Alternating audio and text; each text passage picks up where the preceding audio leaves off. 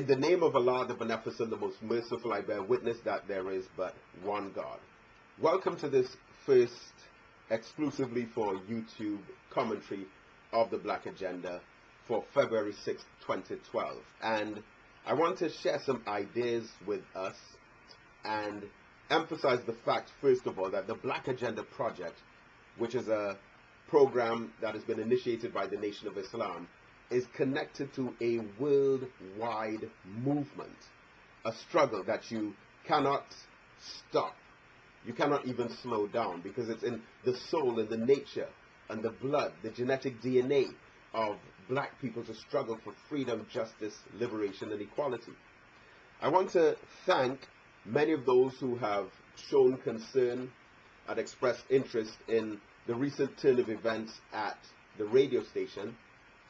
And really what this has done is it has bonded, linked, and connected us in so many different ways. I mean, there are so many friends and groups and organizations and associations that I haven't communicated with for such a long period of time that have really meshed in and networked and showed their love, camaraderie, and brotherhood.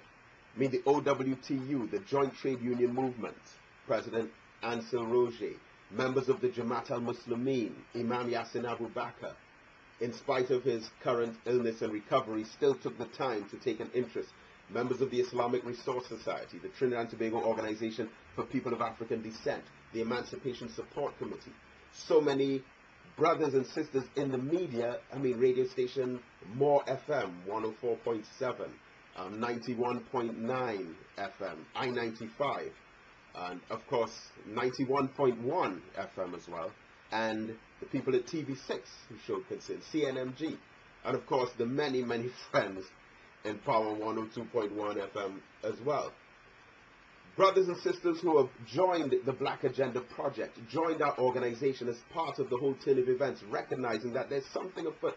You see, taxation without representation is tyranny, and the creation of legislation without the people's participation is alienation. And voting over and over in an election for the same political manifestation is frustration. And what you see right now in Trinidad and Tobago is a recycling system similar to that of a revolving door of the same kind of political entities and realities, where at the end of that formula or equation is suffering for the masses of the people. So right now, the Jamaat al-Muslimin's school has not had their teachers paid for several years. But while this is happening, the Prime Minister is flying around in the national security helicopters with her hairdresser and personal friends of government ministers. The owner of that great business place, African Trophies, that brings in so many drums and African clothes and African ornaments and African artifacts, he now has $400,000 worth of goods on the port. But yet still they're telling him he cannot clear them and he needs to either burn them or send them back to Africa.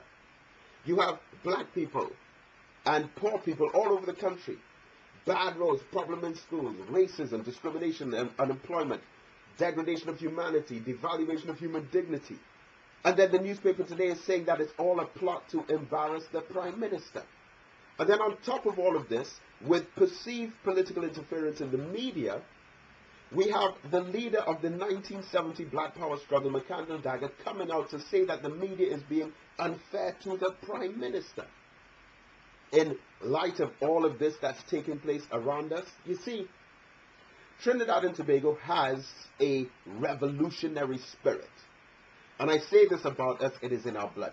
The first people who came to this country, the first black people, came here, the first Africans, in the year 1592, and they were Muslims.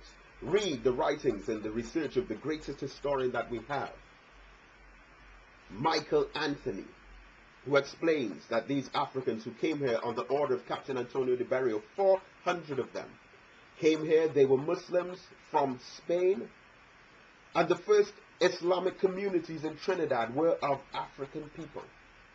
But our revolutionary history goes back to the origin of carnival. We had the abolition of the slave trade in 1807. We had the end of chattel slavery as we know it in 1834, complete emancipation or the end of apprenticeship in 1838. Then with the genesis of Carnival, because what we celebrate today as Carnival was really the Canboulay festivals, whereby celebrating our freedom and liberation, we would burn the cane fields and leave them alit as part of the symbolic revolution that could be lynched or unleashed towards the former slave masters and plantation owners. But they eventually merged that with the French Catholic elitist element of Mardi Gras and Dimanche Gras, and so you have what is known as Trinidad Carnival today, but not before the Canboulay riots of the early 1800s. We had the Hussein Massacre of 1884. We had the Water Riots of 1903, March 23rd, where the Red House was burnt and there was a slaughter, a massacre, in where is known as Woodford Square today. In the early 1920s, we had the waterfront riots. In 1937, we had the oil field uprisings. We had partial adult suffrage in 1925 and full adult suffrage in 1946, where for the first time we were allowed to vote, and then party politics was born. So in 1962, when we became an independent nation, they should have revisited all of those episodes of racism, segregation, discrimination, slavery, colonialism, the unequal distribution of wealth, the landlessness and propertylessness of African people. So in 1962, when we became an independent state, we were given a national anthem, a national flag, watchwords, a coat of arms, and all of the symbols of freedom and independence.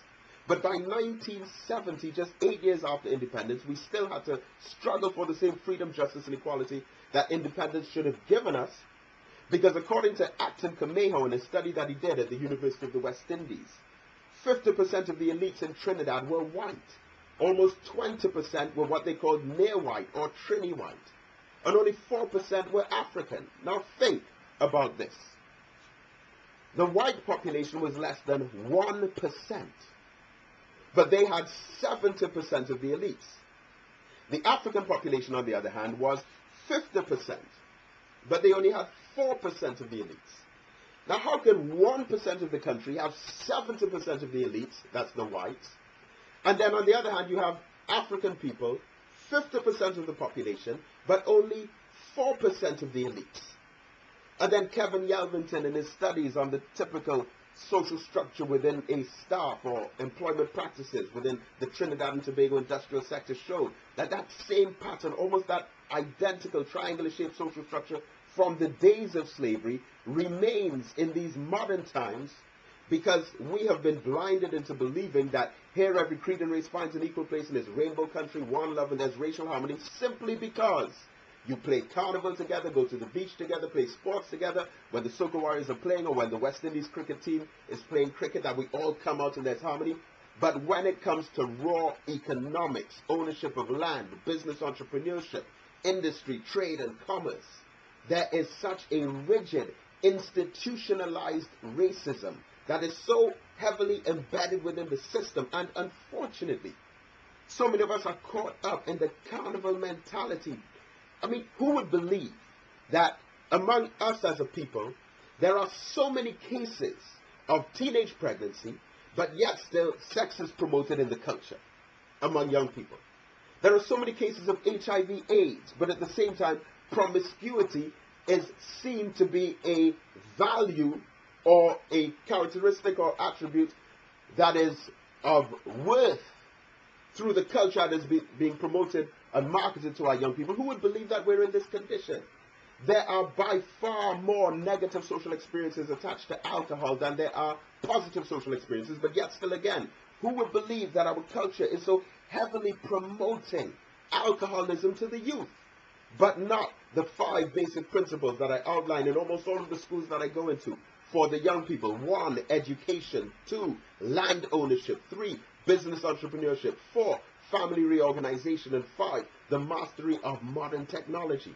So yes, of course, Trinidad and Tobago is the land of steel bands, soca, calypso music, but don't get so caught up in the carnival mentality that you forget about progress, productivity, education, health, and wealth, forming a community, the family, having a foundation of prosperity, to be productive, hardworking, and progressive, so that after the carnival season is over, and everyone else except the black people have made all of their money from it, that you could start beginning to think about pooling resources, networking, forming organizations, groups, and associations, coming together. And I leave you with this thought.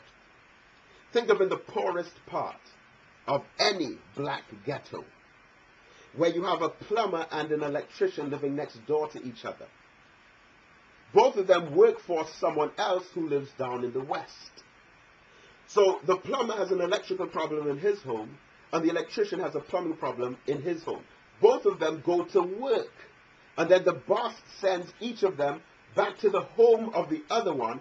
The plumber fixes the electrical problem in his neighbor's home, and the electrician fixes the plumbing problem in his neighbor's home. They are charged $400 each. They take that $400 back down to the west to the boss, who pays them $40 each. Now the boss, who knows absolutely nothing about plumbing or electrical work, has made $720 off an $800 job, and the two who have the expertise, the skills, and the technical competency to do that work only made $40 each, and they have to scrape up that $40 with the other dollars and cents that they have to pay the rent or the mortgage, the light bill, the cable bill, the telephone, the internet, and whatever other expenses they have, as well as buying food and school books and uniforms. What if those two poor people who live next door in a poor black community had come together to form an association? But not just a plumber and an electrician, also a carpenter, a mason, and a mechanic. But not just a plumber, an electrician, a carpenter, a mason, and a mechanic, but also a teacher, a lawyer, an accountant, a businessman, someone involved in retail of clothing. And this is how we have to form ourselves into groups and organizations. This is the objective of the Black Agenda Project. The Black Agenda Project is an organization that was inspired by the Honorable Minister Louis Farrakhan, who started the Black Agenda in an address on July 17, 1988 in Atlanta. And from that, a program, a strategy, a system of aims, goals, and objectives developed. And we, the Nation of Islam Study Group in Trinidad and Tobago, launched the Black Agenda Project on January 14, 2012, when we had Port of Spain City Hall jam-packed out. And we have over 300 members currently of the Black Agenda Project. And I leave you with this thought. Shakespeare had a tale of two cities. Well, I'm giving you a tale of two communities. One community is poor, deprived, depressed, economically disenfranchised, at the bottom, 100,000 black people in the poor community. But the other community is a rich, white, well-developed community with magnificent infrastructure, where there are 1,000 white people. So the community with 1,000 white people is very well developed and enhanced, but the community with 100,000 black people is broken down and dilapidated. But there's a reason that the black community is poor and that particular white community of which I speak is rich. And it is because the 100,000 people in the poor black community take all of their money and spend it in the businesses that are owned by the 1,000 people in the rich white community.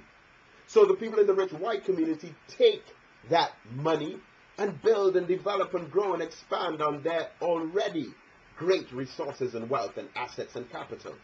But the poor black community remains in a cycle, a system of poverty, because they give all of their money in business and support and dedication, loyalty and commitment to trade to the rich white folks, quote unquote. That is the tale of two cities, the tale of two communities. And it's time for us to think, organize ourselves in such a way strategically. Join the Black Agenda Project. We are connected to a worldwide, international organization, a movement of conscious brothers and sisters internationally. So I will be posting another commentary very soon. Thank you for tuning in and logging on to see the Black Agenda exclusive for YouTube commentaries. May Almighty God Allah continue to bless you as I greet you in peace. Assalamu alaikum.